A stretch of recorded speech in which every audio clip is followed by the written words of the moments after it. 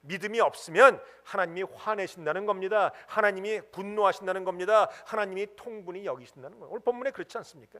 그 사람들의 위선적인 행위와 그 사람들의 믿지 않는 불신앙을 보면서 주님이 통분히 여기셨다는 것이죠. 저는 그런 생각을 해봤어요.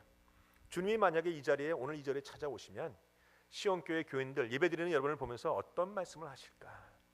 하나님 주님의 마음이 어떻겠습니까? 주님의 마음이 기쁘겠습니까? 아니면 여러분을 보면서 통분히 여기시겠습니까? 우리는 많은 경우에 이것을 나와 상관없는 일이라고 생각하지만 사실 주님은 날마다 우리에게 찾아오십니다. 날마다 우리에게 말씀하십니다. 주님은 우리와 똑같은 감정 있는 분이었어요. 왜? 우리가 있는 감정이 주님이 갖고 있던 것이 아니라 주님이 창조하신 그 감정이 우리한테 들어와 있던 것이니까 우리는 똑같은 사람들이에요. 여러분, 주님의 마음을 기쁘시게 하는 여러분들이 되시길 주님의 이름으로 축원드립니다. 주님을 기쁘시게 하는 건 다른 것 없습니다. 믿음입니다. 믿음. 오직 믿음이고, 믿음은 내 말하는 것과 행위가 같아야 되는 거죠. 위선적이라는 게 뭔가 마음 따로 행위 따로, 말 따로 행위 따로가 따로따로가 바로 위선적인 거예요. 그들은 말은 위로했지만 마음속엔 위로가 없었어요.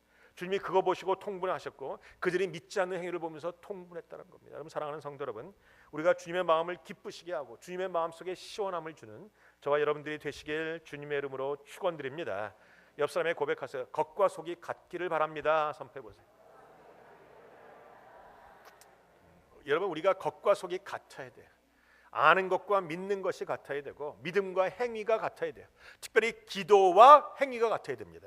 기도는 잘하는데 행위가 없는 사람이 있고 행위는 잘하는데 기도가 없는 사람이 있어요. 기도와 행위도 같아야 되고 아는 것과 믿는 것도 같아야 되고 말과 행위도 같아야 되고 우리는 이것이 겉과 속이 같아야 되는 것이죠. 그리고 믿음으로 살아가면 날마다 하나님 앞에 기쁨과 칭찬이 될 수 있게 되리라 믿습니다. 오늘 본문에 보면 그 다음에 또 한 가지 이야기가 나오죠. 주님께서 가까이 오셔서 그 모든 걸 보시면서 35절에 주님께서 Jesus wept, 주님께서 예수가 울었다는 장면이 나와요. 주님이 왜 우셨습니까? 라는 생각을 해볼 수 있어요. 주님이 이제 곧 그 사람을 살려줄 텐데 왜 울으셨는가? 우리 죽을 수밖에 없는 인생, 아니 작은 문제 갖고 이렇게 슬퍼할 수밖에 없는 인생, 아니 한치 앞을 볼지 못하는 인생 때문에 울으신 것이에요. 여러분, 지금 예수님이 가까이 오셨는데 조금 있으면 나사로는 살아날 것이에요. 그런데 사람들은 모릅니다. 그래서 울고불고 막 세상이 끝난 것처럼 난리를 부리는가 하면 우리는 작은 사건으로도 몸이 연약해지고 병나고 죽어가는 연약한 존재라는 것이죠. 주님은 이 두 가지를 보시면서 오늘 우리와 함께 우셨다라는 겁니다. 그런데 주님은 울고 끝나는 것이 아니었어요. 우리는 다른 사람을 위로할 때 울고 끝납니다.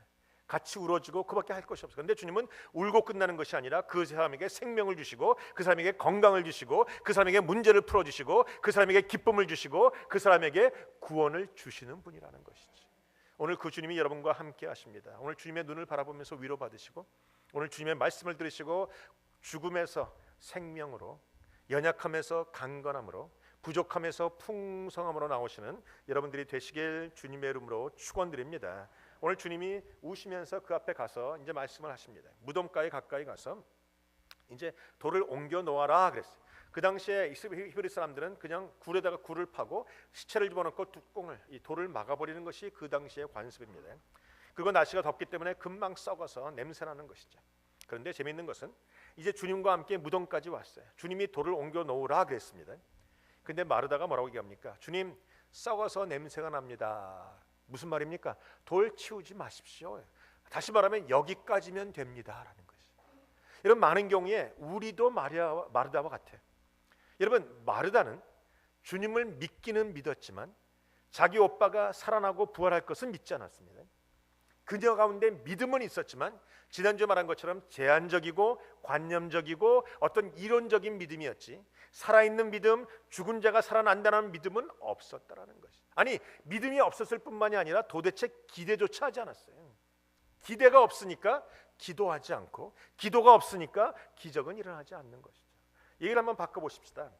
여러분은 어떻습니까? 여러분은 나사로가 살아날 것을 기대하십니까? 여러분은 오늘 이 자리에 오실 때 기대를 갖고 오셨습니까? 제가 보니까 얼굴이 아니신 것 같아요. 빨리 끝나고 밥이나 먹었으면 하는 얼굴. 우리가 주님 앞에 나올 때 무엇인가 기대가 있어야 됩니다. 오늘 내가 이 예배를 드리면 하나님이 나에게 이런 것을 베풀어 주실 것이다. 내가 기대하지 않으면 기도하지 않고 기도하지 않으면 기적은 없는 것이. 오늘 마르다는 주님을 사랑했습니다. 마르다는 주님의 말씀을 믿었습니다. 그러나 기대하지 않았어요. 거기까지 바라지 않았습니다. 그냥 주님이 오신 것만으로 족하다라는 생각을 가지고 있다는 겁니다. 아니, 죽었는데 여기까지 오신 것으로 충분하지 뭐 굳이 뚜껑까지 여실 필요가 있겠습니까? 라는 것이죠. 사랑하는 성도 여러분, 여러분의 기대는 무엇입니까? 여러분의 기대 그대로 하나님이 응답하시리라 믿습니다. 다시 물어볼까요? 여러분 조금 전에는 생각을 못하셨을 테니까 다시 기대를 끌어올리시고 다시 말합니다. 여러분의 기대만큼 주님이 응답하시리라 믿습니다. 여러분이 기대하는 것이 무엇인지를 확인하시고 그 기대를 크게 높이셔야 돼요. 하나님에 대해서 기대치가 높아져야 됩니다. 우리 하나님은 나를 살려주시는 분이고, 우리 하나님은 나에게 구원을 베풀어 주시는 분이고, 우리 하나님은 나의 가정에 영광을 주시는 분이고, 우리 하나님은 나와 함께 하시는 분이고, 오늘도 죽은 자를 살리시는 분이다. 여러분, 기대하고 온 사람은 얼굴이 달라요. 눈이 초롱초롱하고요, 눈이 커지고요, 눈이 반짝반짝하고 말씀 가운데 내가 이 기대가 이루어지다라는 마음을 가지고 보는데 대부분 그냥 안 그러신 분도 많아요. 그럼 여러분 마음속에 오늘도 기대가 있기를 바랍니다. 여러분 기대하는 사람은 주인공이 되는 거예요. 제가 지난주에 말씀드렸지만 기적의 주인공이 돼야죠. 기적의 구경꾼이 되면 소용이 없어요. 오늘 아침에 김민성 집사님이 저한테 이렇게 간증해 주시더라고요. 우리 지난번에 우리 미국 목사님과 함께 집회를 할 때 같이 왔던 자매가 한 분이 계세요. 폐에 문제가 있었고 뭐 그런 종양 같은 이런 것이 암 같은 그런 것이 있었다고 해서 우리 같이 기도를 하고 그랬는데 그분이 가서 병원에 다시 갔는데 그것이 없어졌다는 겁니다. 여러분 우리가 그분이 기대를 가지고 와서 기도했을 것이고 하나님은 그 기대에 부응해서 그것을 치유하여 주신 것이죠. 아마 EM에서 아마 간증을 했던 것 같아요. 여러분 우리가 기대하면 주님은 못하실 것이 없습니다. 죽은 자를 살리시고 홍해를 가르시고 반석을 쪼개시고 쓴물을 단물되게 하시고 내 가정을 책임져 주시고 내 자녀를 책임져 주시고 나의 사업체를 책임져 주시는 분이 바로 하나님이시라는 거예요. 옆 사람에 고백하세요. 하나님에 대해서 큰 기대를 가지십시다. 여러분 이 마르다는 기대가 없었어요. 그러니까 주님 앞에 대해서 나 못합니다 라는 말이 나오지 않겠습니까? 오늘 주님 앞에 기대가 있어야 됩니다. 여러분 만약에 예수님이 아닌 다른 사람이 무덤의 돌을 치우라고 한다면 소용이 없는 일이에요.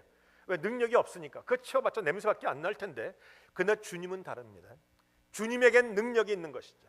주님에겐 천지를 창조하신 능력, 바로 그 능력 있는 하나님이시기 때문에 그분이 말씀하시면 되는 겁니다. 그분이 말씀하시면 순종하면 되는 것이에요. 우리 오늘 본문에 보면 이 기적이 일어나기 위해서는 신앙과 순종이 함께 있어야 돼요. 만약에 예를 들어서 마르다가 내가 믿습니다라고 고백은 했지만 주님이 돌을 옮기라고 했을 때 끝까지 옮기지 않는다면 어떻게 되겠어요?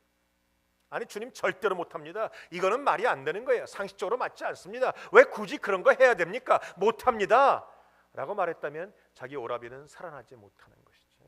기적이라는 것은요 하나님의 말씀과 나의 순종이 연합이 돼야 일어납니다. 이 둘 중에 어느 거 하나 모자라면 일어나지 않아요. 하나님의 말씀의 능력이 없든가 순종이 없든가 이 둘 중에 하나가 없으면 안 돼요. 하나만 있어도 되지 않습니다. 주님이 말씀하시고 나는 순종하고입니다. 재밌는 사건은요 하나님 예수님께서 이 천지를 창조하시고 죽은 자를 살리시고 홍해를 가르시고 반석을 쪼개시고 이 안지명이를 이렇게 세우시고 눈먼 자를 눈뜨게 하시는 이 주님께서 그 돌 하나 못 치우시겠습니까? 하늘을 우러러 기도하시면서 하나님 천군과 천사를 보내서 돌을 치워 주시옵소서. 아니면 믿음으로 이 돌아 움직여라 하면 움직이지 않았겠습니까?